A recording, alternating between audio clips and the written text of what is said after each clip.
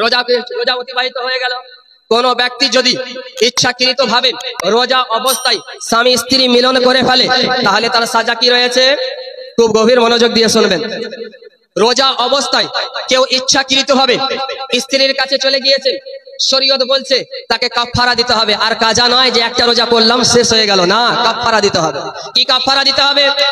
আল্লাহর নবী আল্লাহ তাবারক ওয়া তাআলা পবিত্র কোরআনে ঘোষণা করে বলেন এবং হাদিস শরীফের মধ্যে লিপিবদ্ধ রয়েছে। সেই মাসালা হচ্ছে কি, যে সেই ব্যক্তিকে, খুব গভীর মনোযোগ দিয়ে শুনবেন, একটা গোলাম আজাদ করতে হবে। যেহেতু আরব দেশে গোলাম রাখা হতো, গোলাম আজাদ করা হবে। ইয়া রাসূলুল্লাহ, ইয়া হাবিবাল্লাহ, গোলাম যদি আজাদ না করতে পারি, আল্লাহর নবী বলছেন 2 মাস লাগাতার রোজা রাখবে। একটা রোজা নয়, ওই একটা রোজার পরিবর্তে 2 মাস রোজা রাখতে হবে। যদি 2 মাস রোজা রাখতে না পারি, 60টা মিসকিনকে 2 টাইম পেট ভর্তি খাবার দিতে হবে। মহব্বতে বলেন না সুবহানাল্লাহ। বিধান দিয়েছেন কে? আল্লাহ। বিধান দিয়েছেন কে?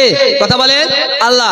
এক সাহাবী রাসূল আমার নবী মুস্তাফার কাছে আসলেন, ইয়া রাসূলুল্লাহ, ইয়া হাবিবাল্লাহ, নবী গো, রোজা অবস্থায় ছিলাম, রোজা অবস্থায় স্ত্রীর কাছে চলে গিয়েছি, ইয়া রাসূলুল্লাহ, ইয়া হাবিবাল্লাহ, এখন কি হবে? আমার নবী বলছেন, যাও তুমি একটা গোলাম আজাদ করে দাও। ইয়া রাসূলুল্লাহ, ইয়া হাবিবাল্লাহ, নিজেই তো গোলাম, নিজেই তো অন্যের বাড়িতে খাটি, আমি কি করে গোলাম আজাদ করতে পারবো? আমার নবী বলছেন 2 মাস লাগাতার রোজা রাখবে। ইয়া রাসূলুল্লাহ, ইয়া হাবিবাল্লাহ, 2টা মাস একটা রোজা রাখতে পারলাম না, 60টা রোজা কেমন করে রাখতে পারি? 2টা মাসে কেমন করে রোজা রাখতে পারি? শোনো, তোমার বাড়িতে যদি খাওয়া দাওয়া থাকে তাহলে 60টা মিসকিনকে খাবার দিয়ে দিবে। ইয়া রাসূলুল্লাহ, নিজেই তো মিসকিন, আবার কাকে খাবার দেবো?